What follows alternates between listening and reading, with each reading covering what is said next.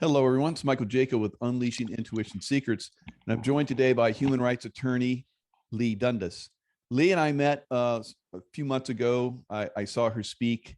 I was our speaker as well at a freedom rally, and I tell you what, Lee, when you talked, I was like taking my jog on the whole time. Your reveals are, I'm like, you probably know more about most people than I know about myself. I'm like, oh my God, you're so deep with your information. It's it's a privilege and honor to have you here. Thanks for joining us. And I know you're going to disclose some interesting stuff. And then we have even deeper stuff that you're involved in. Let's jump in. Tell us a little bit about yourself. Well, thanks for having me. I super appreciate it. When Scott McKay and friends said, "Hey, we've got Jaco coming," and I was like, "That's awesome! I've been wanting to meet him." So I feel just the same about you when you were talking. And for your viewers, if you weren't there with us in Florida, literally, we lit the crowd up so much between you and me and some of the other speakers that the heavens opened up. And I know it's Florida and it rains a lot, but we darn near needed an ark to get out of there that night. I mean, there was lightning hitting the building. I mean, it was like a movie. But I've never seen anything like it. And I've been on, all over the world, all kind of different storms. I've been in hurricanes and typhoons and all kind of crazy stuff, but that was the most incredible experience. Yeah, it's the closest I've gotten. I was in a little typhoon rain in Cambodia when we were in a tuk-tuk that had like one of those chariots behind it, so it was the little moped dude. We were actually coming back from the killing fields, ironically, in Cambodia, which was the first time I went there. And my husband and I are looking through the slats of this chariot with my 8-year-old daughter, and the red water is rising higher and higher and higher. And pretty soon it's lapping at the floorboards. And we're like, wow, are we going to need a snorkel? But the closest I've come since then to that much rain in that amount of time with thunder and lightning and the whole 9 yards was the night I was with you in Florida a couple months ago. It was crazy amount of weather. But who knows? It maybe the powers that be were trying to shut us down. But if they that's were, what I got. Yeah, but we power through it. It was good. We did. It's just, when you got patriots in the crowd, all it does is firm up your resolute stance on things. So anyway, but back to your question. Again, thanks for having me, and good to be with all your viewers and listeners and Patriot fans. I was a normal lawyer at one point in my life, and if you had told me that 3 decades after law school, I was going to be sitting here with a bullhorn, standing on street corners and planter beds in front of courthouses and county buildings and in the middle of fields, with pouring rain coming down on my head, talking to patriots and fighting for our country, I would have thought that you were just, on some really good drugs. But but here we are, and it is the crowning jewel this year of my last 30. I've done a lot of stuff since I got out of law school, but nothing has been as important or gratifying as the work I've been doing for the last couple of years, both fighting the evil tyrants with human trafficking, and then moving to fight the evil trafficking or the evil tyrants here in our own country. Yeah. But yeah, I was a normal lawyer. I represented Fortune 500 companies that were suing each other. A lot of them were big chemical companies. They weren't pharma per se, but they were similarly situated, making big profits off of big chemicals that pollute this planet. And for me, I was like a bleeding heart, like save the planet, save the whales. I had wanted to be a dolphin trainer. I never wanted to be a lawyer. So it was a bitter pill for me to swallow doing that kind of work. And it wasn't very gratifying. It was a very good education, and it's come in very handy for times like this. But it wasn't what I wanted to be doing. And then I was a mom, and I still am a mom, and that was good. And I took some time off there and helped my husband with his business. But for the last 10 years, I was squarely ensconced over in Southeast Asia, in places like Cambodia, Thailand, along the Malaysia border in the south, where there's radicalized insurgent bombers bombing these brothel towns 300 plus days a year. And that's what I was I say happily, but it actually made my heart happy to do the work, not the fact that there's that kind of work to do, but the fact that we were able to help up until March of last year, when I looked around and I went, unless I'm missing the mark, and I rarely do, this is just a virus. They're using it as a pretext to eviscerate our Constitution. We're a week into this virus. Something's up, and I see the writing on the wall. I was calling it from the stage in front of Sacramento on the west steps of the Capitol in my home state here. I was calling it end of March, early April, saying we are on a bullet train to Auschwitz if we don't get off. And unfortunately, nothing has disabused me of that idea in the last 18 months, if anything, and I think you would agree, more and more people have swung around to that position. Mm-hmm. That's pretty impressive. That far out, you were calling that. That's. I didn't call it that far out. I just thought it was, like you said, an anomaly that they were taking advantage of. Well, not anomaly. They actually created it. It's a bioweapon.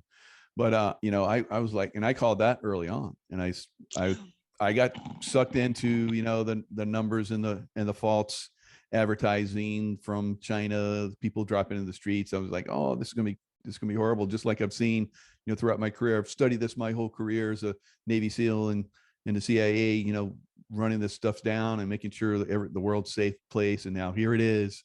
And it was all a big fat lie. It was basically just something that was manufactured to be, like you said, like a bad case of the flu, which it has been. And that's all it's been. But they've blown it up into something that's not. And they've been using that for quite some time now. So now we're getting to the point where people are really having a hard time with it. They're pushing mandates and so forth, which is really impacting people all over the world and here in America, of course. Yeah, they are. And I mean, and that's the irony, perception becomes reality so much of the time, especially if you're not aware of that downfall and that pitfall and you're not seeking to avoid it. And what this current administration doing is, he issued a press release essentially that said, hey, we've got a mandate that employers in these categories have to mandate the vax. And it's not a mandate. It's not a law. Laws are things that come out of legislatures after a bunch of people deliberate and decide in mass to vote to pass it. So it's not something that Congress passed. It's not even an executive order. Last time I checked, it's been a couple of weeks, but he didn't even issue it as an EO. He basically punted it over to OSHA and said, hey, OSHA, resurrect your emergency, whatever they're called, regulations that were last used in the 1980s in the context of asbestos, and run this through as a mandate. Well, it is completely off the reservation for OSHA to do that. OSHA is charged with ensuring worker safety. A virus that anybody in China or Sweden can get is not endemic and existing in American workforces or a given plant or factory. So they don't even have it within their scope of authority, if you will, to do this. And even when it is a legitimate threat, like asbestos was in the 80s, they tried to do these emergency procedures. And as I recall, the court was like, yeah, not so much. So the notion that this is going to hold water is completely false. But, if it takes the courts 4 or 5 months to catch up to that fact, it doesn't matter if Biden's managed to bluff his way through and get 90% of the employees in America vaccinated. So that's kind of what we've been facing, Yeah, that's unfortunate. So, as they continue to push this thing, and people fall for it, and it's beautiful to have a lawyer on to talk some sense into this. Those of us that have been studying this thing, is like, no, mandates are nothing. It's just, it doesn't, you agree to it. That's all it is. It's just an agreement that you have on your part to go along with this stuff. Other than that, it's like you're talking about, a bullet train to Nazi Germany again. Yeah. Well, and if Lithuania this last week is any, indication, they're the real canary in the mine. But I don't know if you saw that thread that was going around, but it was a Lithuanian white collar guy. I mean, people like you and me and your wife and my husband, and they were gainfully employed up until a couple of weeks ago. And then they were put on leave without pay, which, let's call that what it is. That's not a reasonable accommodation if you're in America to your religious exemption or your medical exemption. That's tantamount to firing. You can't just put all the blind people or the people in wheelchairs on leave without pay, or all the Muslims on leave without pay. Yeah, let's put this in perspective. But that's what they're doing in Lithuania and here.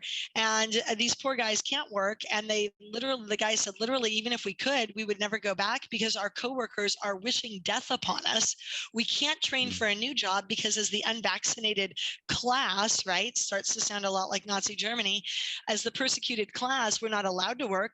We're not allowed to go to grocery stores. We're not allowed to go to clothing stores for our kids as winter approaches and they outgrew last winter's snow clothes. We can't go to toy stores. We can't even go to the library.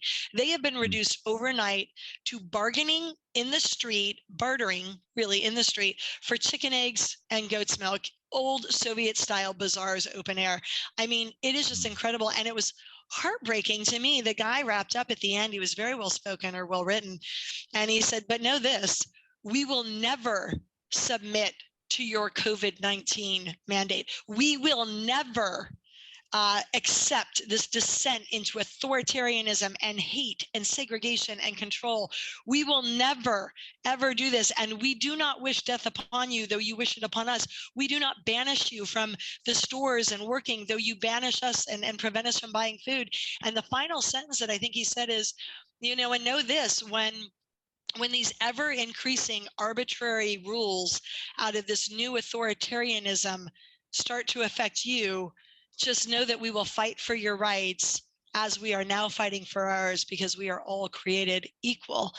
And I read that out loud to my husband, and I literally burst into tears. I said, they have turned into Warsaw Ghetto overnight. Wow. And that is where we're headed if we don't get out in front of it. But as scary as this world is, the good news is everybody has said the word vaccine this year, at least once probably. Everybody has also either read or said the word human trafficking, which is a huge part of these politicians who are bought and bribed and blackmailed within an inch of their life. And so they're doing the bidding. When you commit a crime like raping a child or doing any other heinous crime, you are blackmail fodder. You just got a big sign on your back that says for sale to China or whatever other superpower does some digging and finds my dirty little secret. And then controls me because there's a Hunter Biden laptop floating around in my universe. And we need to get to the root of a lot of these evils if we're ever going to clean up society and have a hope of electing and installing actually good people to serve as our leaders. Because let's remember, that's what they do. They serve us. But I think the people, Mike, are starting to actually take back this country. And I think the rubber's really going to meet the road in about 10 days from now when it comes to this mandate thing. Nice. It's good to hear. A lot of people are getting pretty fired up about it. We've heard a little bit, kind of along this line where, we had some employees walk out in the sick out in the airline business. And also some air traffic controllers, decided to not do some stuff, not do their jobs because they weren't going to do that jabby thing. So I don't, it looks like, I think that's what it's going to take basically to shut this system down and really hit these guys that are controlling everything right now and hit them in the pocketbook. Once you do that, then it's going to be not good. So I know it's really needs to come to that. I'm glad to see that, people are doing that, are walking away, and it's having this effect, but they think that they can still continue on. Things are going to fall apart. It's going to fall apart really quick. It is going to fall apart really quick. And I was heartened to hear, and many of your viewers will probably be heartened to hear, my phone started blowing up a couple of weeks ago. People reaching out. They wanted a lawyer because, oh my gosh, my employer's forcing me to get the jab. But a lot of these guys were calling for two reasons. They're like, one, yeah, we want a lawyer. Maybe we win if we're in a red state. Maybe we don't. We've watched the courts fail us a lot over the last, year and a half. But we are also to the point where we're ready for action. And I started listening to these guys, people in first world countries, and I know that, given the service you did to our country and traveling around the world like you have, it's a very American thing to be like, oh, I just go to the store and there's everything I could ever want sitting on the Target or Amazon or Walmart shelves. I need a new bracelet or I need new pens and pencils. And you just walk in and it's there. And you don't even think about it because you always walk in and it's always there. And that is symptomatic of the fact that, like me, you were raised in a first world country where it's just always there. But that product does not just fall out of the heavens onto the store shelves every night. That product, my friends, is made. And more importantly, it is moved, emphasis on the word moved, through this country on the back of very hardworking, generally speaking, blue-collar boys and girls who get up every day, go to their job, and they've given 20, 30, 40 years of their lives to these companies. And they're good, hardworking Americans. They go to work, they come home, cash their paycheck, they put food on their table, they pay for their kids' college careers or educations if they can, and then they go put money in the plate on Sunday. And these men and women, to a person, Mike, they were pissed off and they said, Biden's got another thing coming, and so does my employer, because if he thinks that he runs this country, if they think they're going to come to me and say, you submit to medical rape or we're going to take your job, they got another thing coming. Before they bankrupt us, we are going to BK them. We will bring this economy to its knees by walking off our job for consecutive days in a row and have fun moving and making product in this country without us, the blue collar workers. And they literally said, we know we're going to BK our employer potentially, or minimally cost them millions of dollars, just like Southwest did. I think 2 days out, and it was like a 70 or $80 million hit to Southwest. And they said, Right. we don't care. We will gladly do this and bring the economy to its knees right before Thanksgiving if it means that we are not being the ones bankrupted and this country is not getting sold out by Biden to anybody else. They can go to heck and take that horse and ride back out where they came from, because we run this country and we're taking it back. And I said, oh my gosh, Wow. that is amazing. And when that group of people got off the phone, another group called, and then another group called, and then another group called. And it's not just blue collar, it's white collar, it's people in telecom, it's people in sanitation, it's people at the ports, it's people in the middle of the country, it's people who make nuclear warheads, it is people who work in local agencies, state agencies, in the courthouses, ironically, some of the health departments in these states that are making these outlandish draconian rules, in agencies that go all the way up to the very top of this country, to the military, obviously, teachers, cops, firefighters, we all knew them. But these other people I did not know about. And I said, okay, guys, if you're going to strike, we're going to do this right. And these guys told me, we're not doing one day. This November 3rd thing, it's a good idea, but it's not enough. November 3rd is not enough. We're not looking to get a little media attention and be another squeaky wheel. We are looking to bring the economy to its knees, to force this issue and to force this issue to be pulled back.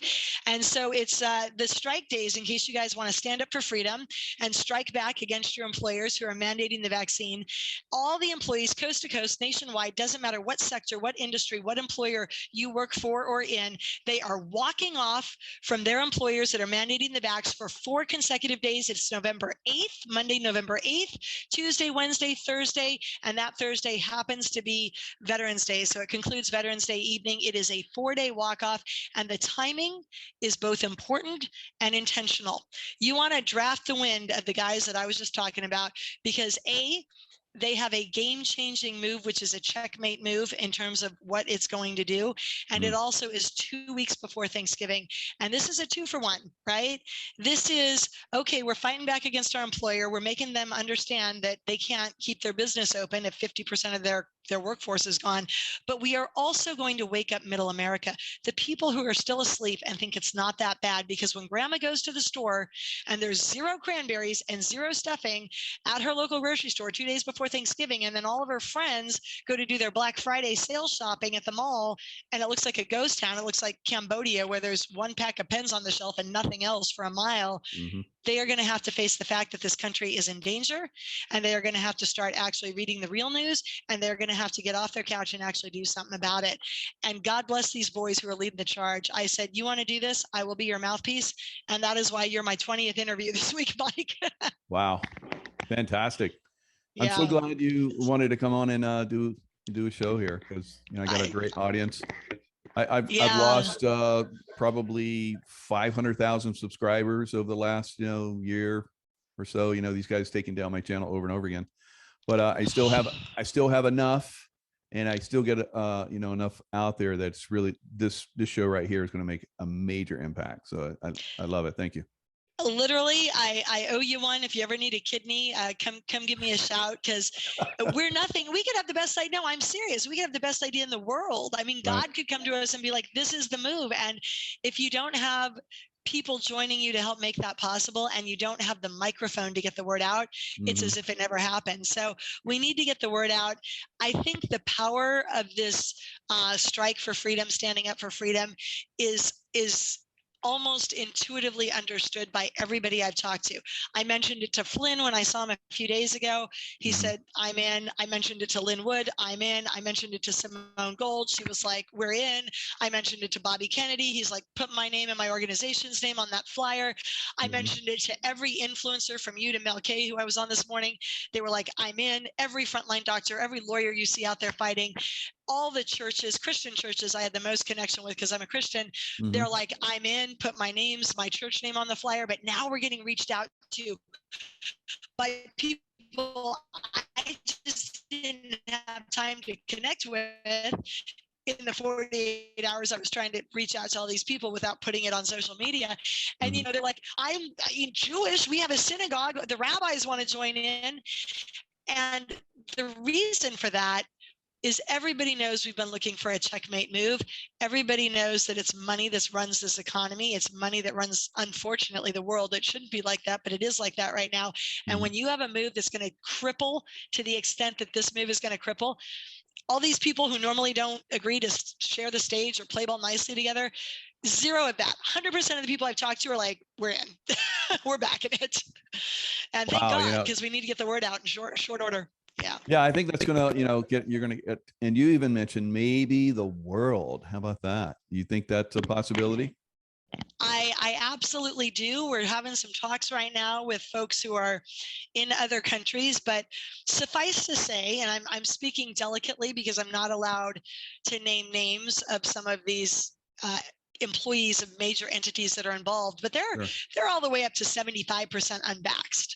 This is not 10% of the workforce is going to walk off and they're going to be able to hire in people. If 50% of your air traffic controllers or pilots walk off, look at Southwest, right? They're not allowed to strike. Federal law last century said it is so catastrophically devastating to our economy. We are making a federal law that prohibits railway and airline employees from ever striking. And I get it. If you're striking over a 20-cent pay increase, that's folly to cripple the American economy because you can't work it out with your employer. This is a whole different ballgame. But what you saw was Southwest leading the way with a sick out or whatever the heck happened and air traffic control. You can't just rustle up some substitute teachers in the form of air traffic controllers to run Jacksonville Hub, which, by the way, has most of the international flights routing through its little sphere. I think that was a very intentional move, FYI. I know it was an intentional move. You can't do that stuff and make it go right.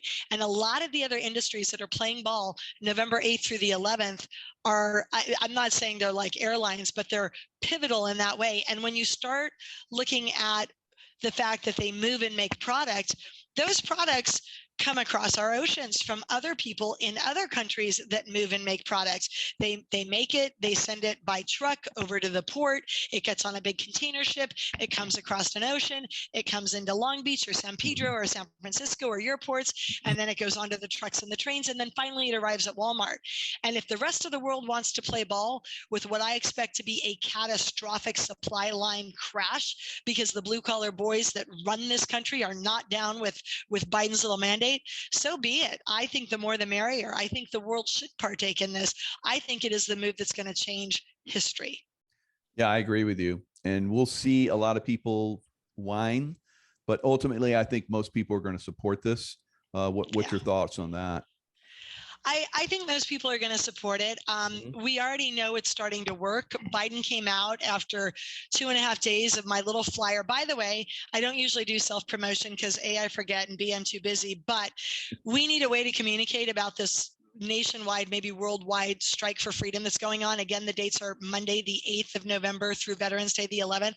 If you text the word freedom to 53445 right now, again, that number, 53445. So the number is 53445. You text the word freedom to that number, you'll get a little copy of the flyer along with all the people I just named who are supporting us, along with the dates and all the details. And if you're remotely considering yourself an American citizen and you actually value the fact that our forefathers fought and died for this country to keep us free, I really think it's your civic duty. Just make yourself a promise to this country, your family, and God above. You're going to take that flyer and get it personally into the hands of 100 people you know, whether they're work colleagues, whether they're church friends, whether they're your cousin Eddie and Aunt Edith. You need to get this out there and blast it all over social media, particularly if you're not a talking head like me and Jaco here, because, you know, big tech, as you just mentioned, they're all over us. We post something, they shadow ban it immediately. But the people who are just normal Americans living in Iowa with no great big following, you can actually get it posted and it stays up. So you need to do that. Text freedom to 53445. You'll be able to keep in touch. We're going to have rallies that are going that whole week that you're going to want to partake in. But I think the messaging is working already, because Biden came out after 2 days of that electronic flyer being posted by everybody from Flynn and Lynn on down.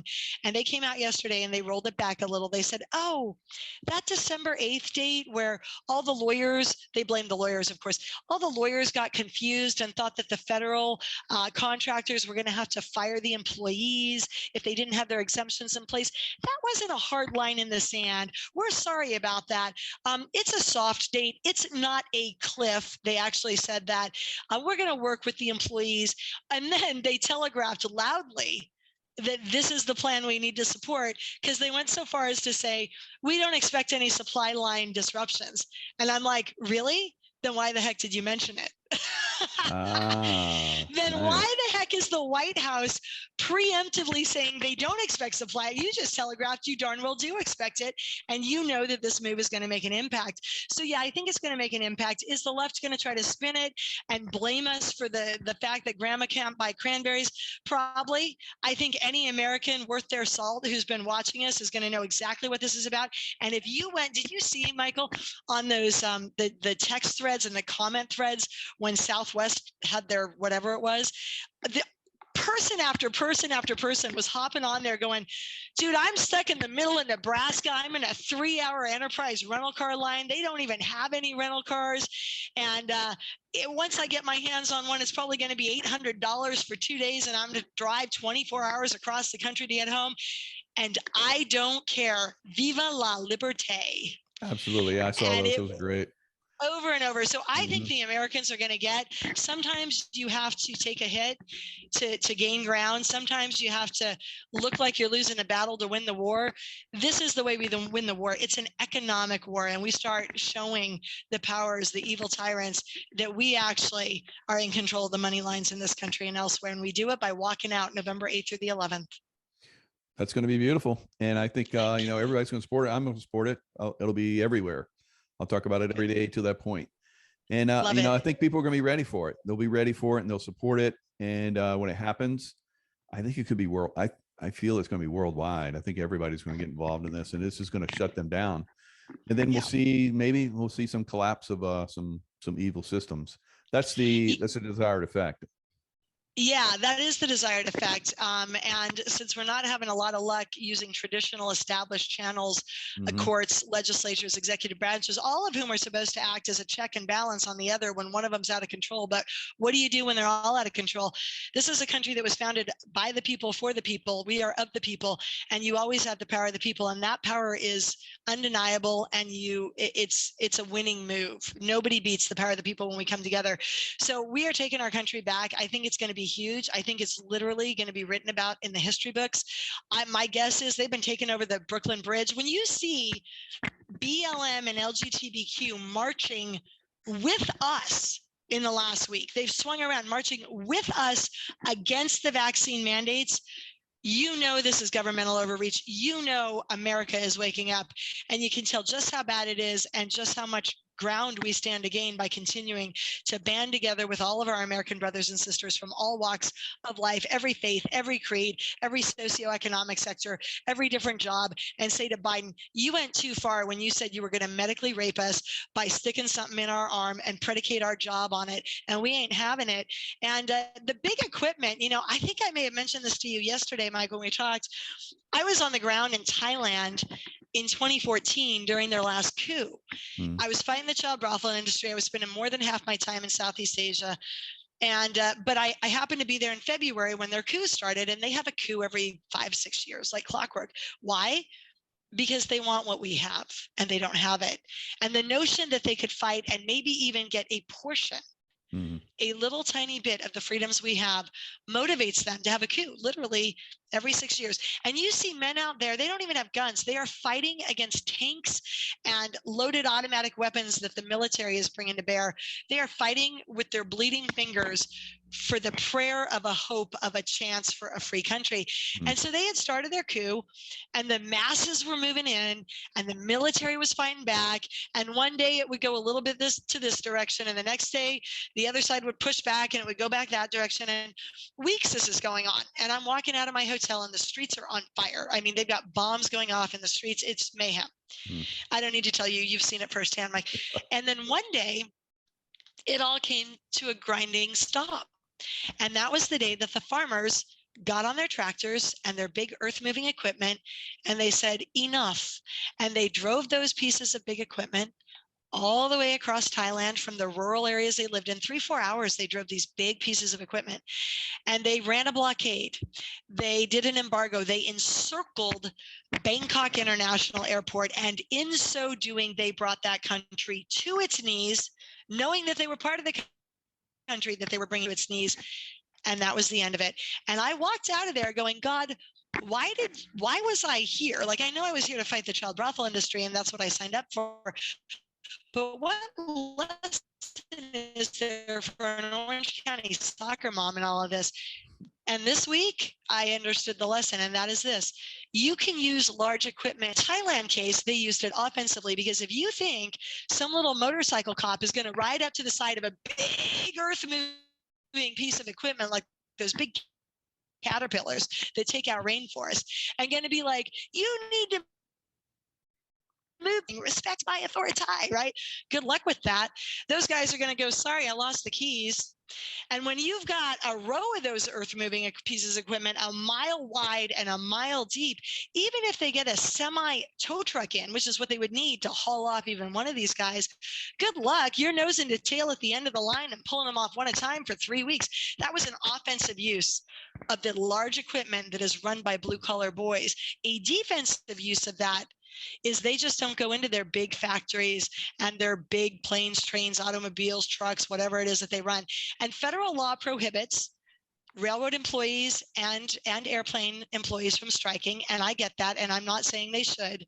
But I'm also saying Southwest seems to have been hit with a random flu, and I can't control Southwest pilots. They're their own people. But I would not be surprised, like I said, if the blue collar boys coast to coast, for the ones who can strike, do strike, and they control not just the product, but the movement, and they do the movement with large equipment. And be careful. Be careful when you're sitting in your ivory tower in Washington, D.C. and New York City and making rules that don't affect you, but affect the blue collar boys, because eventually they get in the game. And they hold some trump cards. Very good. Very good. So we never knew what exactly it was that was going to kick this off and really make this difference. So something like this could make that difference. Obviously, now that we're telegraphing our moves, which is, I like to spring it on people. I like to ambush them. So that would have been ideal. But now that we're telegraphing this, how do you think that's going to play out? Are they going to come in and try and smooth some people and still get things rolling, or are they just going to kick back and go, let's see what they got? Or how do you think it rolls forward? I think that to some degree we may be playing into their hands, because I think they actually want to cripple America. But by the same token, if they've got the UN on one side and they got their border skirmishes on the other side, if we all just sit inside our houses and go, oh, whenever we do X or Y or Z, the response, if we're good enough at it, is going to be that they do A, B, or C in backlash to us, we're never gonna make a move, and we've already lost the war before we've even stepped onto the field. So I am always a fan of action. Action has energy in it, not necessarily unwise action or unthought through action. Ideal scene is that we would have been able to blindside with this move, but there's no way to get the massive nationwide traction and not get it out there. Right. There's just no way to effectively do that, and we really need it to be as powerful as it can be. Every action, there's an equal and opposite reaction. Will there be a reaction from the left? Yeah. Are they going to blame us with the messaging? Yeah.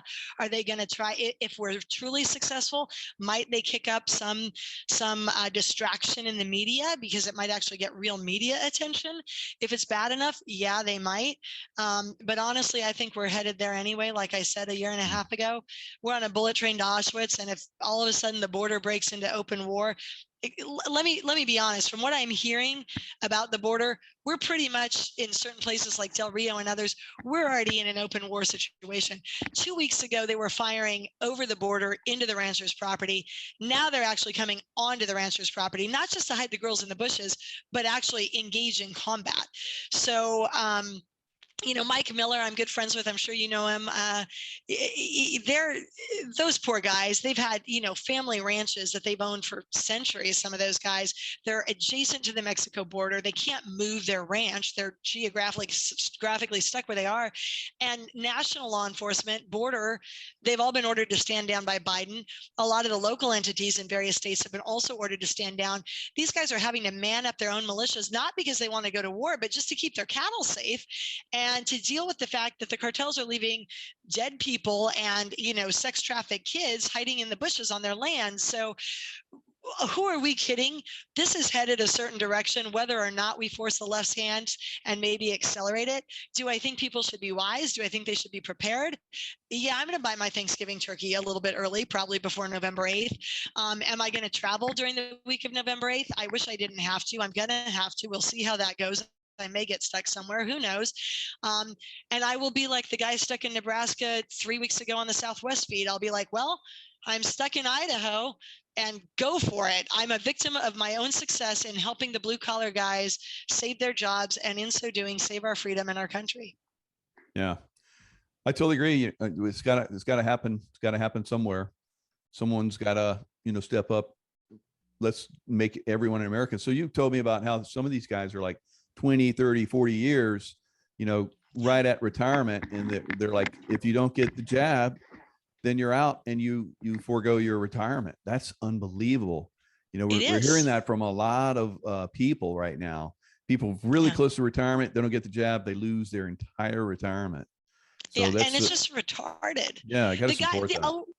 A lot of these blue collar guys, you got to understand, they told me point blank, they're like, we stayed working at these jobs because of the retirement. We're not idiots. People bash on lawyers all the time as being stupid, and they bash on other professions. I grew up blue collar. I'm going to die blue collar. My father worked for multiple different auto body repair shops. And that's what he did. I didn't have a silver spoon in my mouth. My mother was a homemaker for most of her life. But these guys are nobody's. They're honestly, ironically, despite all the jokes at lawyers and blue collar guys' expense, some of the smartest people I've ever met. These boys know more about the thing that we can't say on air unless YouTube kick you off again than most of the doctors I know. Right? Oh, totally. So they've done their homework. They don't trust the government. They've been taught to think for themselves, in part because they do move large equipment and product, and they don't. Maybe they weren't raised in a home that was overly protective of them, or a part of society that was overly protective. So they had to have their wits about them. A lot of them were former cops or military, maybe before they took these blue collar jobs.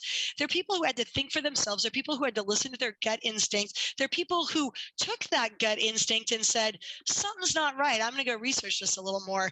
And these guys are like, we could have done 1,000 other things. We stayed at this job because the retirement was out the roof, unbelievable. And so for them to take that off the plate and insert into our contracts, some of them have contracts, this thing that you can't just insert it into a contract.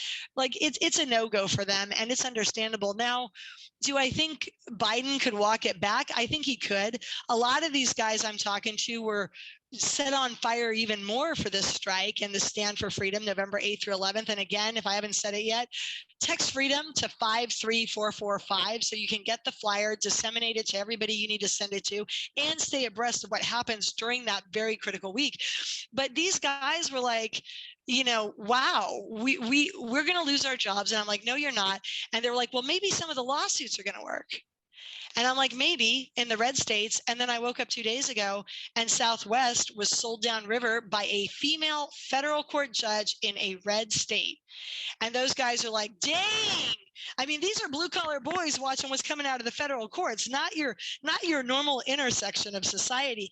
And they're like, I heard about that ruling from the blue collar guys. It was sitting in my text thread when I woke up one morning, and I'm like, I don't know, did Southwest lose their Texas case? I haven't even been awake for more than 2 minutes. They were on it like a duck on a June bug. And they're like, if the courts aren't going to protect us, it's up to the people. We knew it anyway, but this just confirmed it. Now, could Biden pull back from the brink on this vax mandate, which of course is not a mandate? Yeah, he could soften it, which he's already done in response to what we're doing, I think. Is he going to just abandon it without saving face? I can't see him doing that. What he could do is go to some court and say, we want you to rule that my mandate's unconstitutional. And then he can blame the courts. Well, I tried to save America with my new jab mandate, but the darn courts wouldn't let me. And he would have a face-saving move, a way out from this mandate that's not a mandate. So there's lots of different ways I see the chess pieces playing out on this big game of chess we're playing. But the final chess move is undeniable. The people are going to win. We have God on our side. We have us on our side, and we happen to be on the side of everything that's right and true and free and just and worthy. And when you look at society, time after time, we've flirted with tyranny, and we've eventually, we meaning the good actors, have eventually managed to get to where we needed to be and pull back the evil guys from that cliff edge.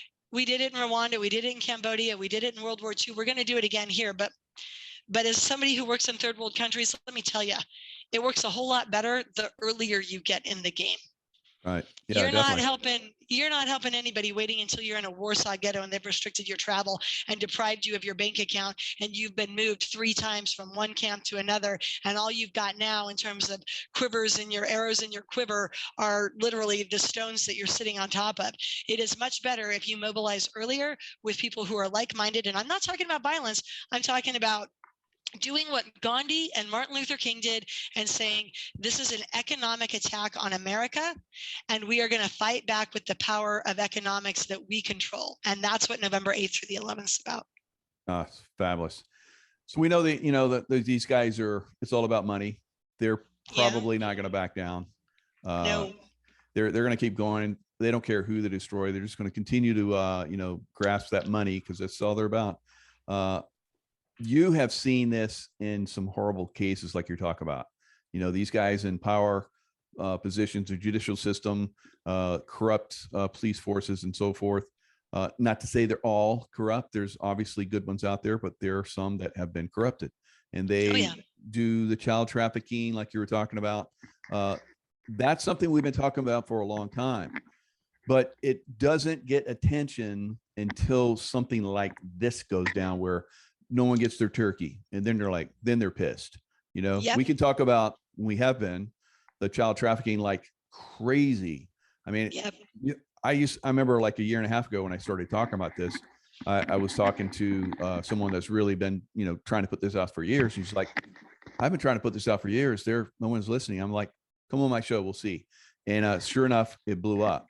So people are ready to hear it, but it's still not enough. So this is something that's going to cause people to start really wake up, and then eventually it goes into these other aspects. So tell us some of the deeper, darker stuff. Of course, we're sharing something that's going to happen that could be a beautiful thing that basically collapses this system, but other things that are happening that we need to really focus on this and get involved with this. Tell us some stuff that you've witnessed.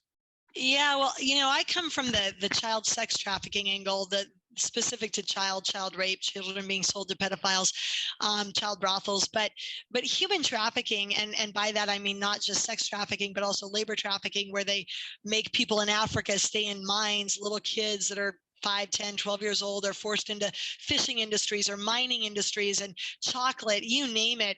A lot of the stuff we put on our body and into our mouths comes from child labor or slave labor, if it's an adult, in these third world countries, in these foreign places. And that's why we have our cell phones. I mean, a lot of the component parts in our cell phones are made out of materials that come out of mines. And these are people who are enslaved. And when you look at the human trafficking issue worldwide, it is 150 billion, that's with a B, not million, $150 billion a year industry.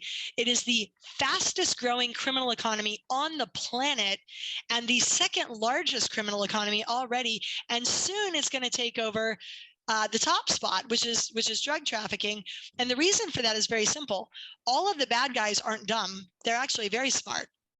And the mafias, the criminal syndicates I fight against in Asia and other places, all the way down to the small-time gangbangers here in LA, have realized that there's a lot more money and profit margin to be had in selling a 7-year-old to a sex buyer than there is in selling cocaine to an addict. And here's the math on that.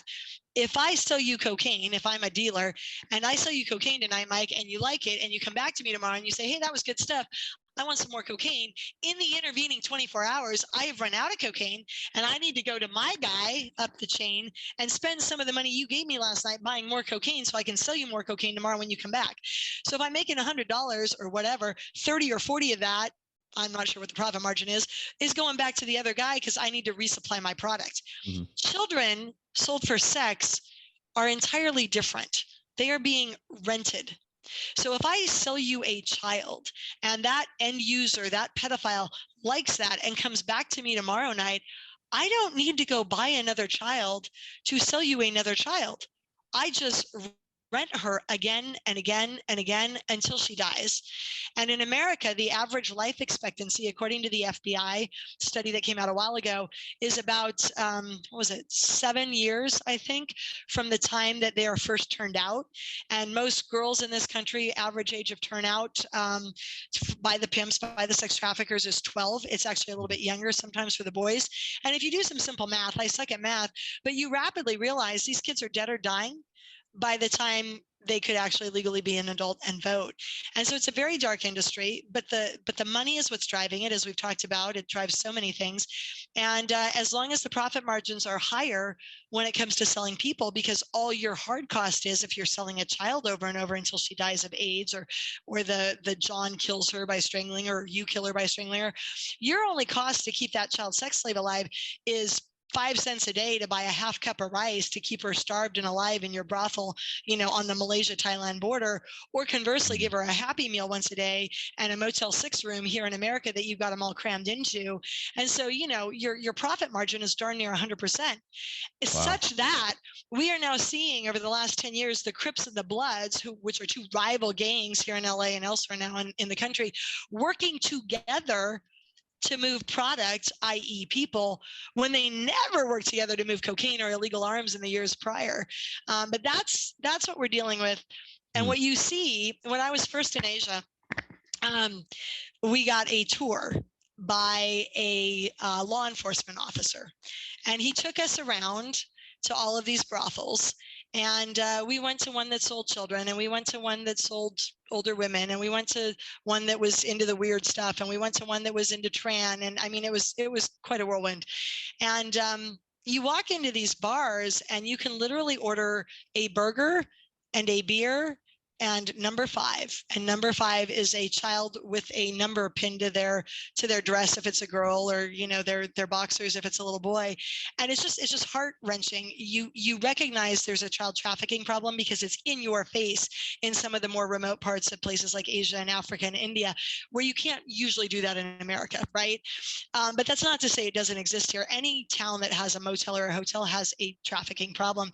But anyway, back to the story. We're doing this tour of these brothels, and it's very interesting to me. And the translator keeps referring to the people in the front car as cops, and then as traffickers or brothel owners. And I was so confused, but I was like, well, I'm new. This is like, my first month. Like, I don't know, maybe I'm missing something in the translation.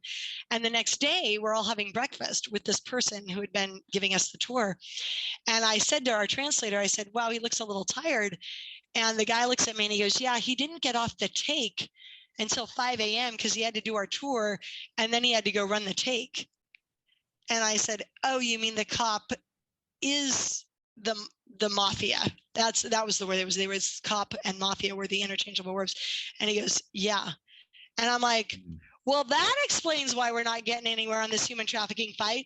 When the brothels have the police on their payroll, you're not going to get law enforcement to go arrest the people who are paying for their moonlight job. Ain't ever going to happen. Yeah. And that is why one of the initiatives I've supported over the last 10 years has been an anti-money laundering initiative. We're actually getting the goods on who the bad guys are. We're getting those names and identities over to Thomson Reuters World Check. They create intelligence profiles. Those intel profiles get blasted to 7,500 banks worldwide. And now, you know, when you go into Chase or B of A and you're sitting there and your 5-year-old's having a meltdown and you're like, my word, why is it taking 15 minutes to open an account? Shouldn't technology just make it be instantaneous? That banker is running your name through the database that Thomson Reuters or somebody like them interfaces with to make sure that you're Joe Blow and just a normal American and not another Joe Blow who's a member of the cartel or running children or weapons illegally. And if they find that you're hot, they either won't open you an account if they're doing their due diligence, or they'll freeze your account and the assets in it if you're a bad guy. And 90% of the names that we are now giving the people who are creating the intel profiles for us were bad guys who were not already in their system. And those are getting blasted out to the banks. And the banks are in a tough spot. They are supposed to actually do the right thing and shut the account down or not have the customer open an account. And if they don't, they are considered to be knowingly turning a blind eye to money laundering, i.e. a bad guy running money from a crime, dirty money through the bank. And not only does federal law prohibit you as a normal person from engaging in the crime of laundering your dirty money from criminal activity through a bank, it also prohibits the bank from being part and parcel of that knowingly. So the banks were hit a number of years ago, back in 2012, 2014, and the New York Times, I think it was, did a front page article. And it said HSBC was hit with an almost $2 billion fine for, quote, knowingly turning a blind eye to the Mexican drug cartels that were running dirty money through the American branches. And at that point, we had our aha moment and we went, we can use the DOJ and federal law and the banking regulations to basically back the banks into a corner and say, either you do your due diligence and you close this account down, or we're going to make darn sure the DOJ knows who you are and that you went and stuck your head in the sand and allowed dirty money from the rape of 7-year-olds to be going through your American branches. Have fun with that when the New York Times runs that article front and center. And so we've been getting a lot of traction, but you know, it's a combination of boots on the ground activity against the child trafficking rings, along with some of these higher level money line, hamstring the money line moves that we're doing at a macro level. Yeah. I've been working with some different groups that are kind of involved in this, and you're talking about money laundering in the banks. That's, you know, they do fractional reserve stuff. That's a lot of times that's the only money they have in their banks because they're having trouble getting it from the Federal Reserve. So that's they'll go out of business. Some of them will. So we're also seeing that hospitals are getting these kids and they're turning a blind eye. So doctors and nurses are involved in this too. We're seeing that judges are involved in this. They're coming in to prosecute some of these crimes, and the judges are not prosecuting. Like you talked about, you know, there's dirty cops are involved. So you're having whole towns that are basically set up to run these operations and cover for them.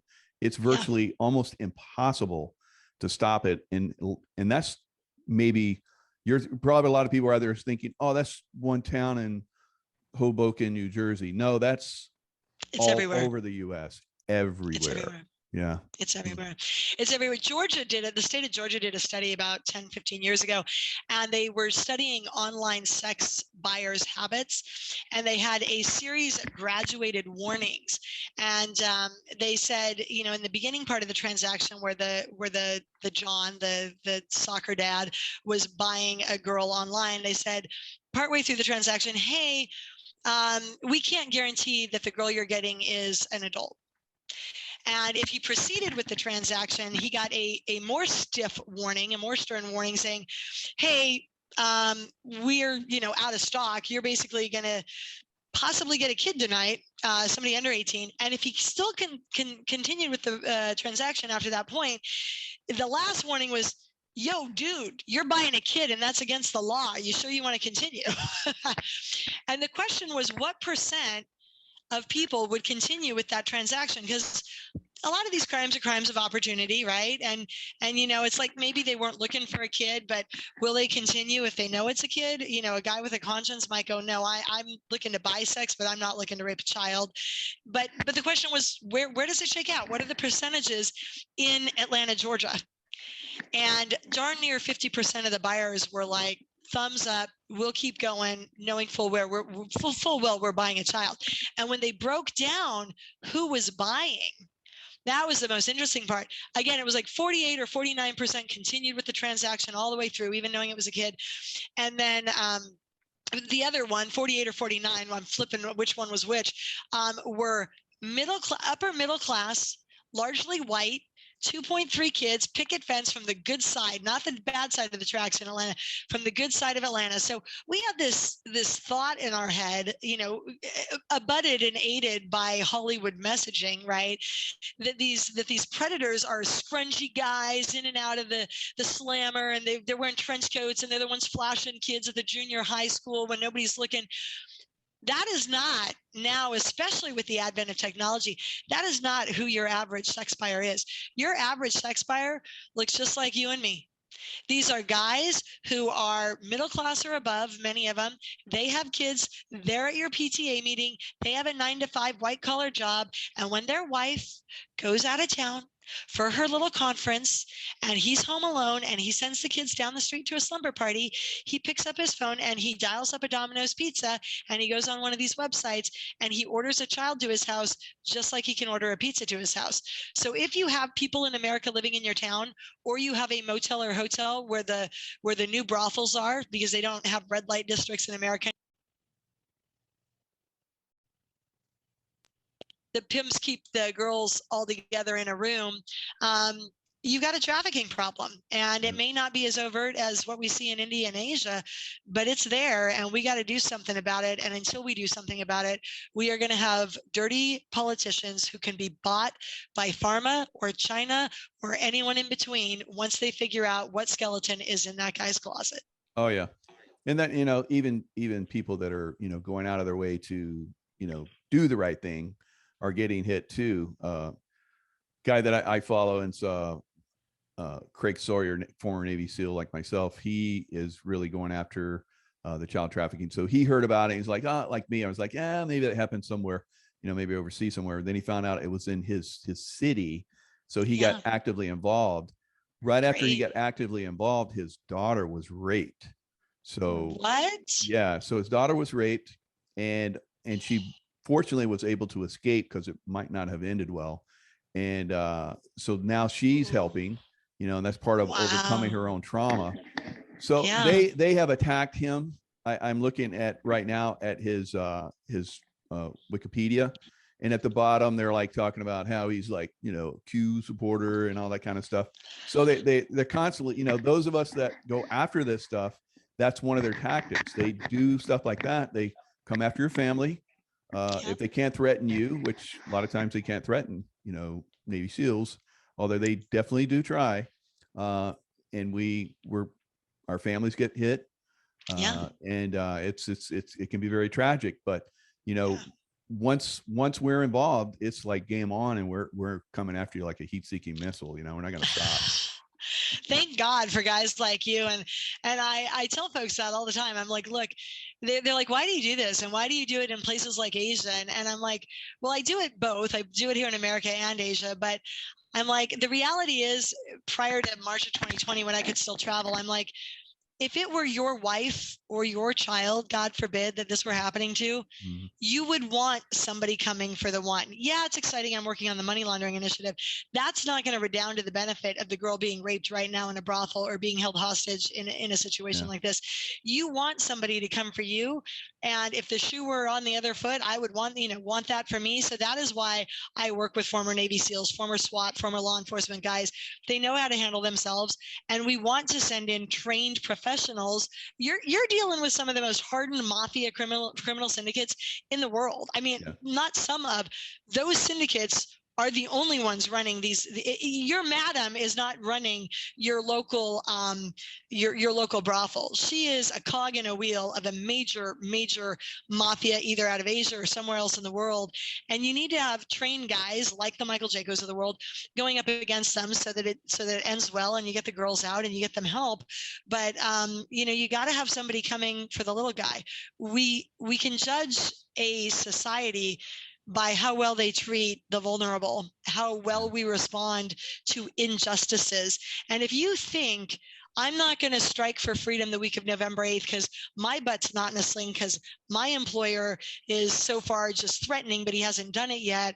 Or, I'm not going to spread the word because I'm a homemaker and my job's not online because I don't have a job because I'm retired.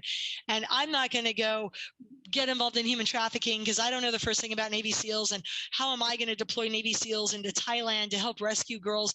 Let me tell you something. Martin Luther King was spot on when he said, injustice anywhere is a threat to justice everywhere. You stamp out injustice where you see it, always, because eventually, if you don't do that, it will come for you.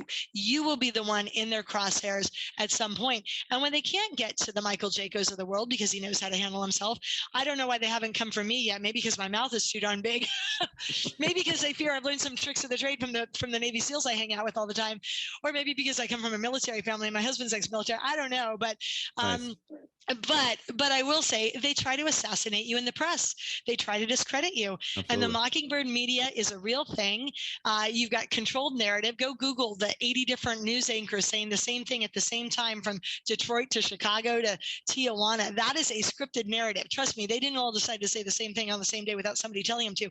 Right. And that Mockingbird media is owned by Chinese billionaires and other huge, almost trillionaire conglomerates. They're pulling those puppet strings, and they are going to discredit the Michaels and the Lees and the Flynns and the Lyns any way they can, because if they assassinate you in the press, our wording doesn't get out. Your job is not to believe anything you read or hear in the mainstream media, because it is probably all lie or minimally half lie. Your job is to listen to the alt news. And I don't know if you saw this, Michael, but I was so excited the other day. Last weekend, I was at a Freedom Conference and somebody showed me in the car on the drive over. They said, look at this. And it said, CNN has not busted 1 million views on a single program in the last 30 days. Wow. The Mockingbird media is dying. Yes. You're helping it by watching and funding the alternative news, the real news, the Mike Jacos of the world, the Lee Dundases, the Freedom Conferences. Those are your new news sources. And God love you for it. We're doing God's work here and trying to keep the country free like we were born into, so that our children inherit a better planet. Absolutely. Well, Lee, it's an unbelievable show. You're just like a wealth of information. I didn't have to do this time because I'm prepared. I was okay. Keep your jaw up. It's going to be good. So you're amazing. It's like anyone that listens to you that can't just be floored by your information. I don't know what's going on with their mind, but yes, thank you so much for coming on. It's absolutely incredible. All the stuff that you're doing. You're definitely doing God's work. It's beautiful. And I pray that, this November 8th event, goes worldwide. Everyone gets involved in it. Everyone respects, what people are trying to do and becomes active with it. And I think that's the thing that will turn this. It can. Absolutely. Yeah. It can turn it. It's going to turn it. We're already seeing the effect of it when we got Biden on the run after 2 days of this little flyer going around. Again, if you guys don't have the flyer, text the word freedom to 53445. You can follow me at leedundas.com. I've not updated my website yet. Been too busy putting it together, but pretty soon there'll be some data there as well. Do your duty, guys. Michael Jaco, me, a lot of other thought leaders and former military are out in front saying, we can win this. We know we're going to win this, but we can't do it without you. This is where you come into the mix. We're going to win this, but it's going to be together. The first Holocaust was America and England riding to the rescue. Nobody's coming for us this time, but that's okay. Yep. The reason we're in a second one is because we're going to learn the lesson we didn't learn the first time, and that is we can save ourselves, and we're more than halfway there. That's why the left is getting so darn loud.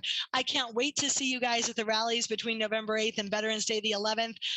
Follow me at leedundas.com, text freedom to 53445. And until I see you next, Mr. Jaco, it has been an honor. I can't thank you enough for having me on zero notice. You truly, I know I said it once, but I mean it. You are doing God's work, and it was a privilege to be here today. All right. Thank you so much. And thanks everyone that came in and listened. Lots of love to you guys out there. Thank you, Lee. Lots of love to you. And we'll see you guys next time. Lots of love, guys. Bye-bye.